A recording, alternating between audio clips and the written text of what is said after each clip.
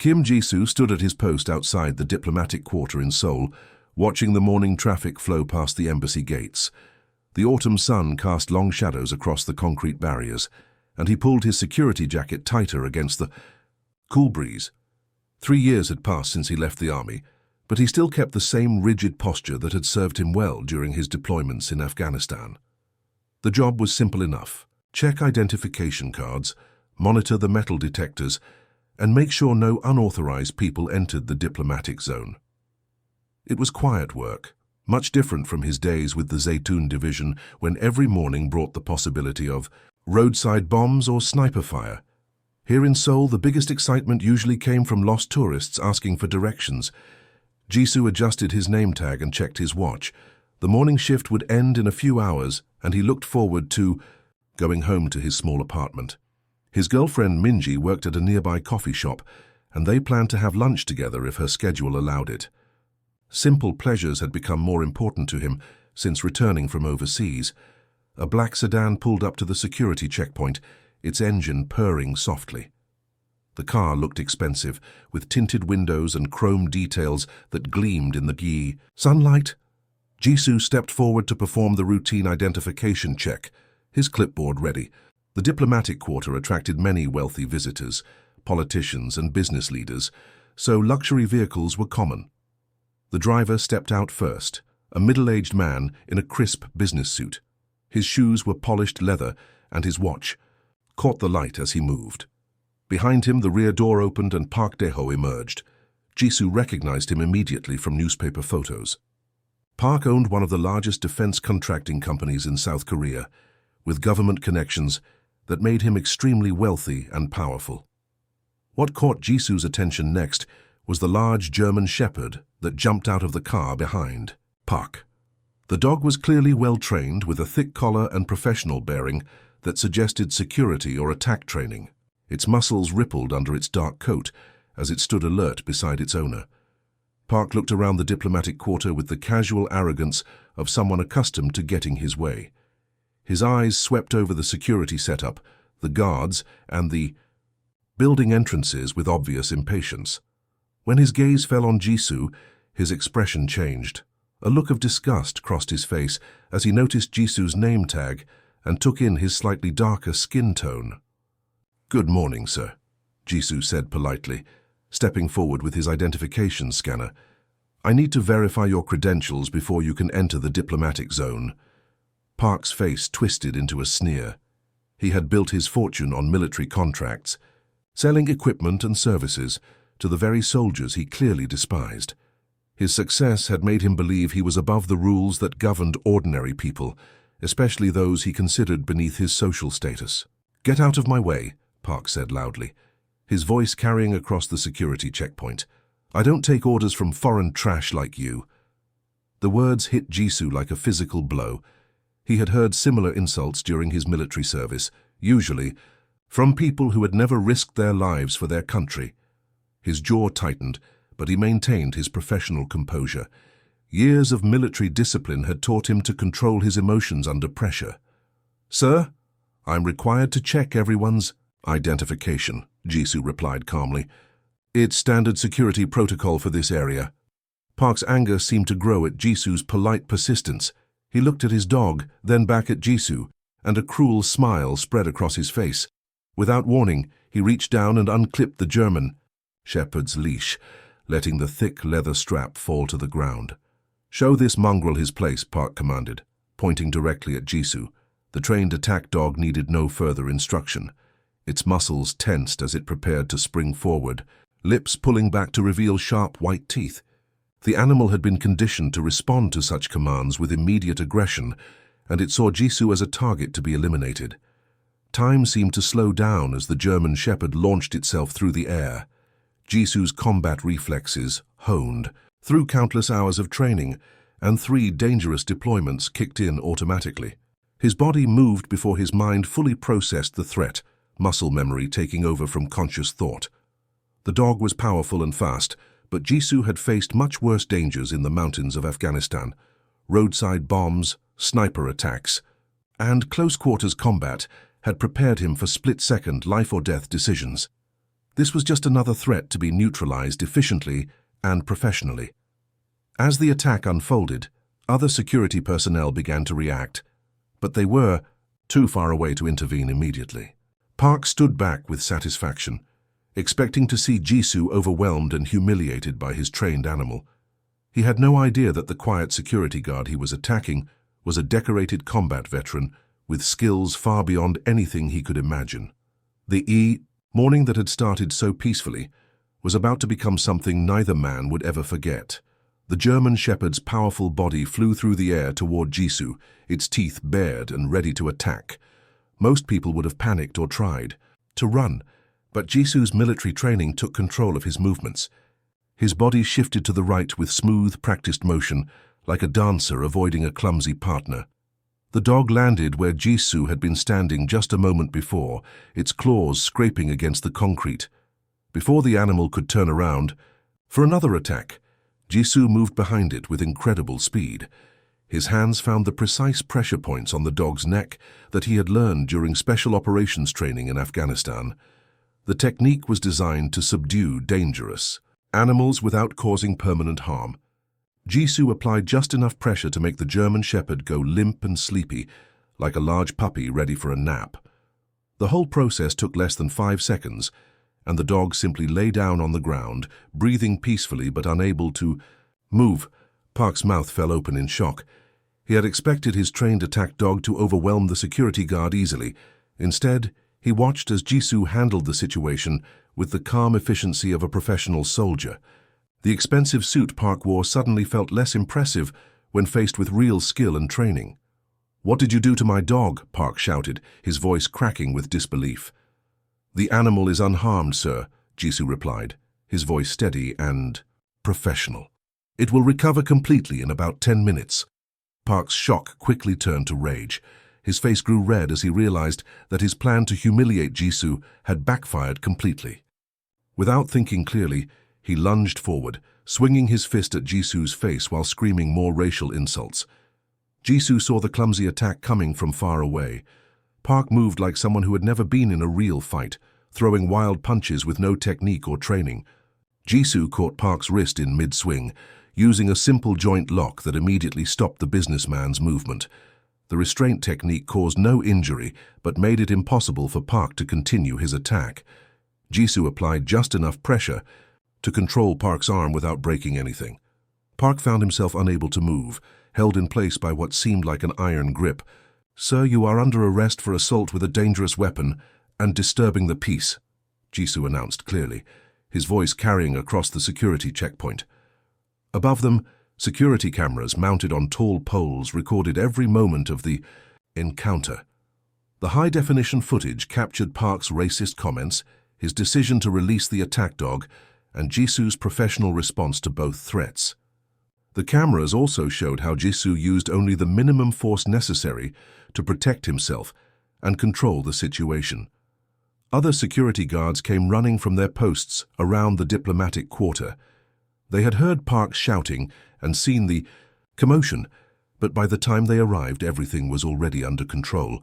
Jisoo stood calmly with Park restrained, while the German Shepherd lay peacefully on the ground nearby. "Everything okay here?" asked Officer Lee, the senior security supervisor for the morning shift. "Yes, sir," Jisoo replied. "This gentleman released his dog to attack me, then attempted to assault me personally. I've placed him under citizen's arrest pending police arrival." Officer Lee looked at the scene with amazement. He had worked security for 15 years, but had never seen someone handle 2 simultaneous threats so smoothly. The attack dog lay harmlessly on the ground, and Park was securely restrained without any visible injuries. Park struggled against Jisoo's grip, his face twisted with anger and embarrassment. "Do you know who I am?" he screamed. "I'll have your job, I'll destroy you." "Sir, please remain calm," Jisoo said quietly. "The police will be here shortly to sort everything out." Despite the adrenaline flowing through his system, Jisoo's military bearing never wavered. His breathing remained steady, his posture straight, and his voice calm. Years of combat experience had taught him to stay professional, even under extreme stress. This was just another situation that required discipline and proper procedure. The German Shepherd began to stir as the pressure point technique wore off. Jisoo carefully secured the dog's leash, making sure the animal couldn't pose any further threat. The dog seemed confused but not aggressive, wagging its tail slightly as if nothing unusual had happened. Police sirens could be heard in the distance, growing louder as they approached the diplomatic quarter. Officer Lee had called for backup immediately, knowing that any incident involving assault charges would require a full investigation. The security cameras would provide clear evidence of everything that had occurred. Park continued to struggle and shout threats, but his words carried less weight now that everyone could see how easily he had been controlled by a single security guard. His expensive clothes were wrinkled, his hair was messy, and his face was red with exhaustion and humiliation. "The cameras got everything," Officer Lee told Jisoo quietly.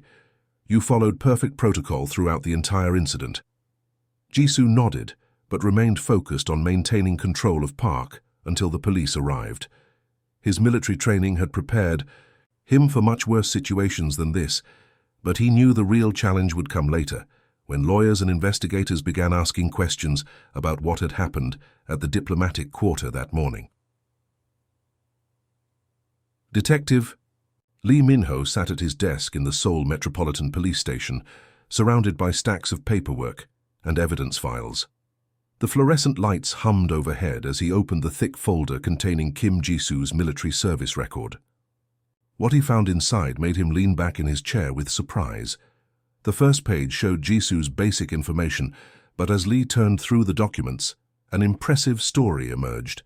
3 combat deployments to Afghanistan with the Zaytun Division, each lasting over a year in dangerous territory. The young security guard had volunteered for some of the most difficult missions his unit had faced. Lee read about the Battle of Qadisiyah, where Jisoo had earned the Bronze Star for valor. The official report described how Jisoo had rescued 3 wounded soldiers under heavy enemy fire, carrying each man to safety while bullets flew around him. The citation praised his courage and quick thinking during one of the bloodiest fights Korean forces had experienced overseas. Expert marksman, qualified sniper, Lee read aloud to himself. The records showed that Jisoo could hit targets accurately from over 800 meters away, a skill that required years of training and natural talent. He was also fluent in Arabic and Pashto, languages he had learned to communicate with local people and gather intelligence information. The detective found commendation letters from American and British officers who had worked alongside Jisoo's unit. They described him as professional, reliable, and brave under pressure. One letter mentioned how Jisoo had helped negotiate the safe release of hostages by speaking directly with tribal leaders in their own language. Lee shook his head in amazement. This quiet security guard who worked at the diplomatic quarter was actually a decorated war hero. Most people would never know about his military achievements because Jisoo never talked about his service or tried to impress anyone with his background. Across town, another investigator was digging into Park Dae-ho's history, and the picture that emerged was very different. Park's business records showed a pattern of problems with employees, especially those from minority backgrounds or lower social classes. The Labor Ministry had received dozens of complaints about Park's company over the past 5 years. Workers reported being called names, denied promotions, and fired for no good reason.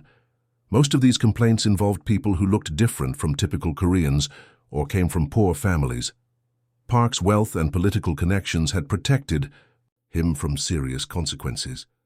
He donated large amounts of money to politicians and attended expensive charity events where he met judges and government officials.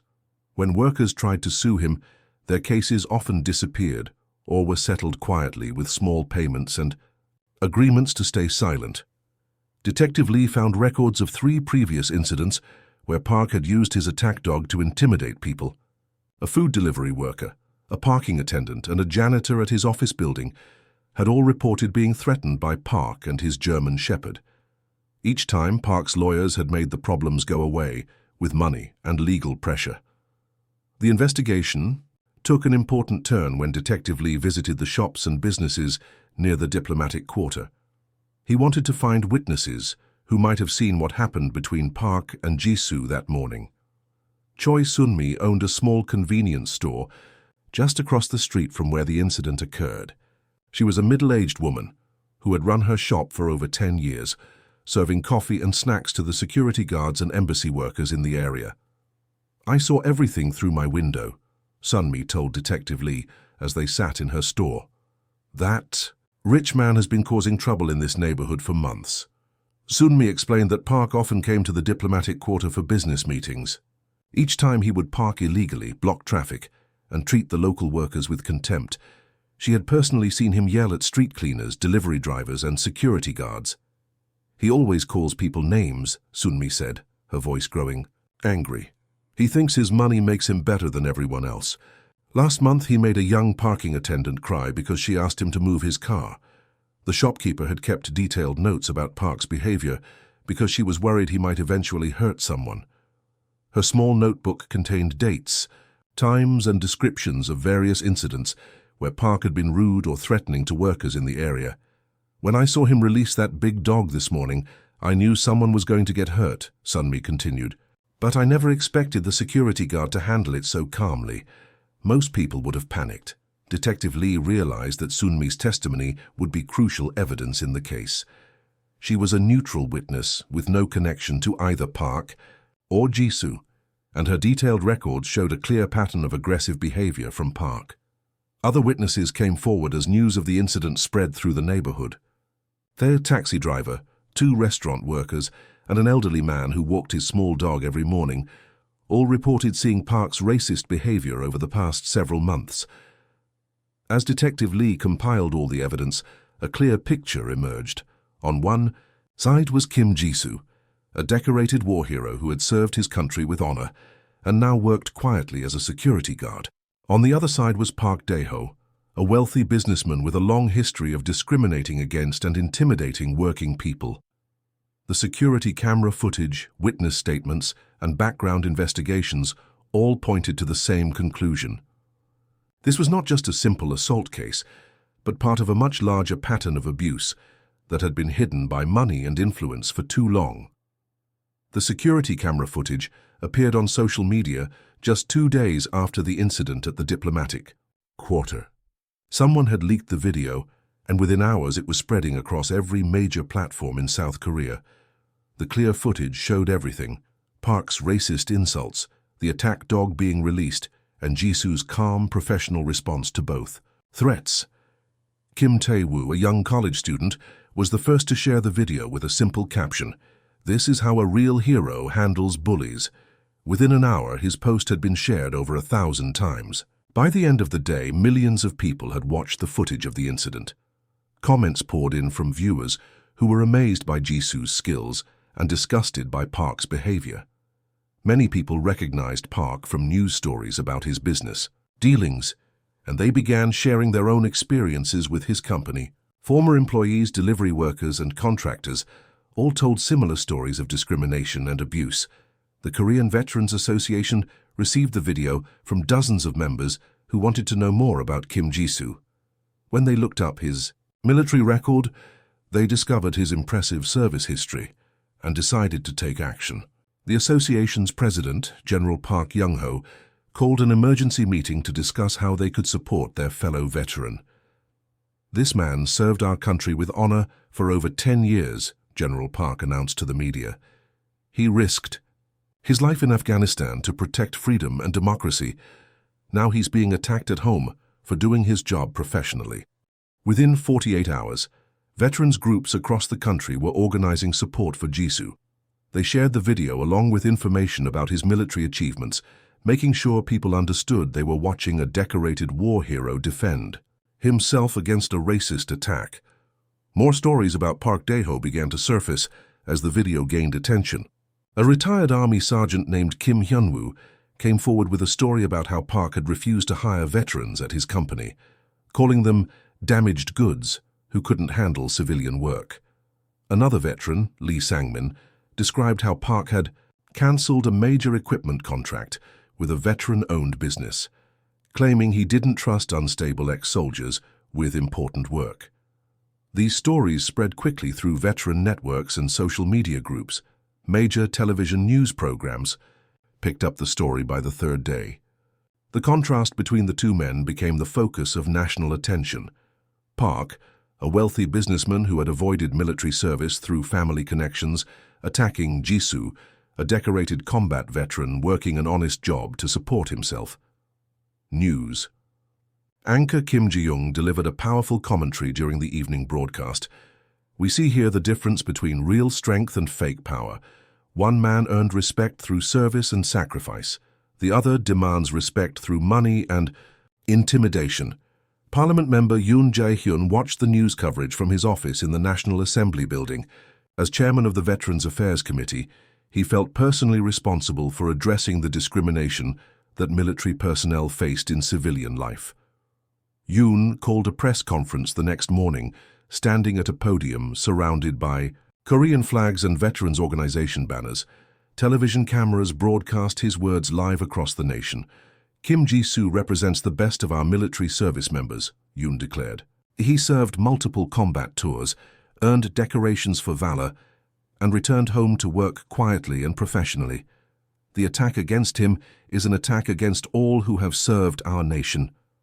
The Parliament member announced new legislation to strengthen protections against discrimination based on military service. He also called for investigations into government contracts awarded to companies with histories of discriminating against veterans. The public pressure had immediate effects on Park's business empire.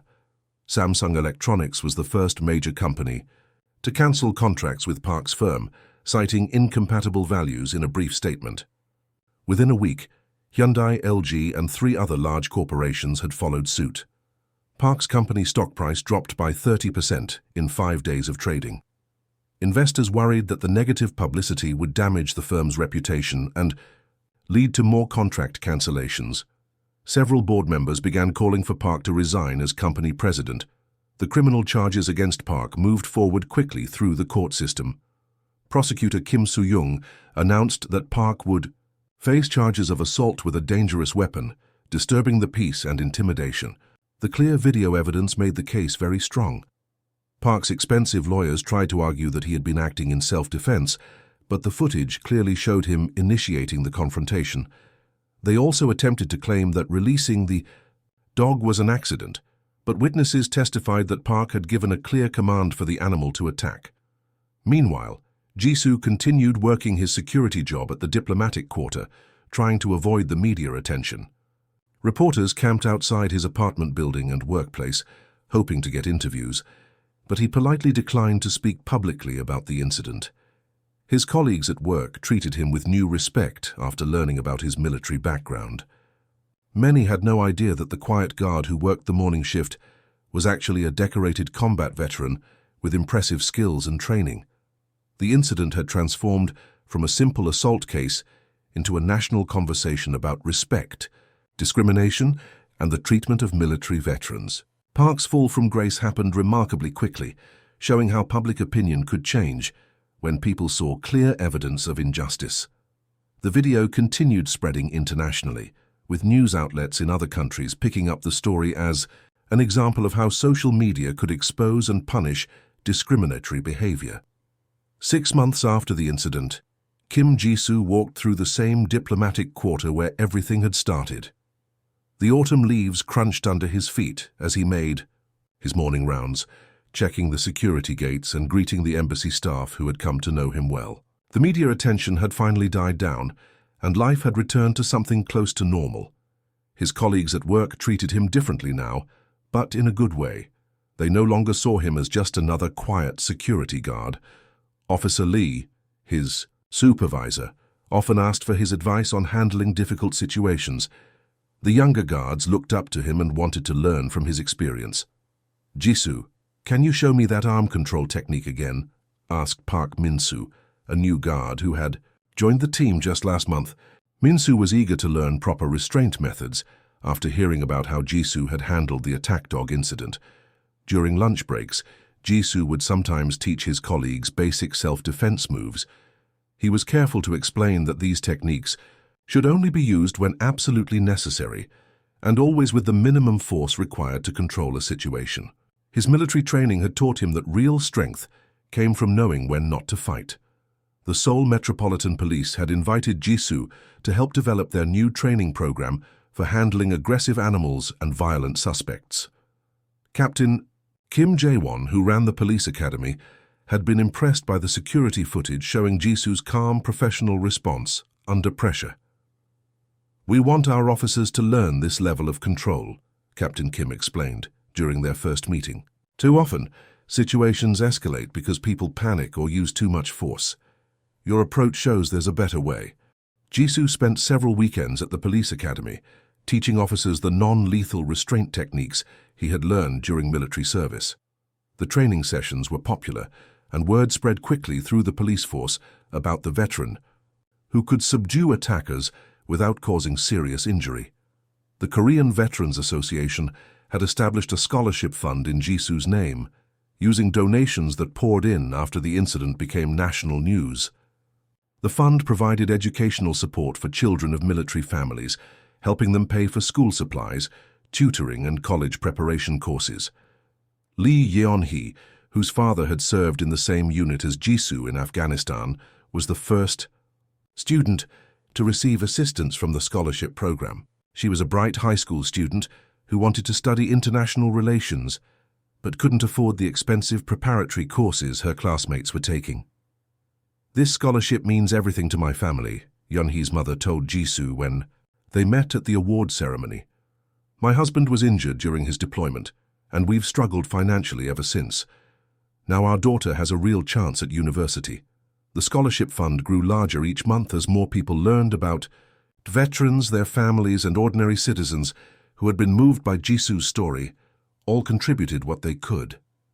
Within a year, the fund was helping over 50 students across the country. Meanwhile, Park Dae-ho was serving his 6-month prison sentence in a minimum security facility outside Seoul. The wealthy businessman who had once commanded respect through fear and money now worked in the prison kitchen, washing dishes and cleaning tables alongside other inmates. Park's company had been sold to pay legal fees and settle discrimination lawsuits from former employees. His expensive house, luxury cars, and other assets were gone. The man who had called Jisoo foreign trash now understood what it felt like to lose everything and start over from nothing. The incident had become a famous case study at military academies throughout South Korea. Instructors used the security footage to teach cadets about maintaining honor and professionalism under extreme provocation. The lesson was simple but powerful. True warriors protect others and uphold justice, even when facing personal attacks. Colonel Park In-soo, who taught military ethics at the Korean Military Academy, always ended his lectures about the incident with the same message. Kim Jisoo could have easily hurt both the dog and its owner. He had the skills and the justification. Instead, he chose to protect everyone involved, including the man who attacked him. That is the mark of a true soldier. Jisoo himself rarely spoke about the incident or the attention it had brought him. When reporters occasionally approached him for follow-up interviews, he politely declined and redirected the conversation to the scholarship fund or the importance of supporting veterans. His girlfriend Minji, who still worked at the coffee shop near the diplomatic quarter, was proud of how he handled his newfound fame. "He's exactly the same person he was before," she told her friends. "He never brags about what happened or acts like he's special. He just goes to work every day and does his job." On quiet mornings at his security post, Jisoo would sometimes think about his fellow soldiers who hadn't made it home from Afghanistan. He knew that his actions during the incident had honored their memory by showing that military training could be used to protect and serve, not just to fight and destroy. The warrior's creed that had guided him through 3 combat deployments continued to shape his civilian life. True strength lies not in violence, but in protecting others while upholding justice with dignity.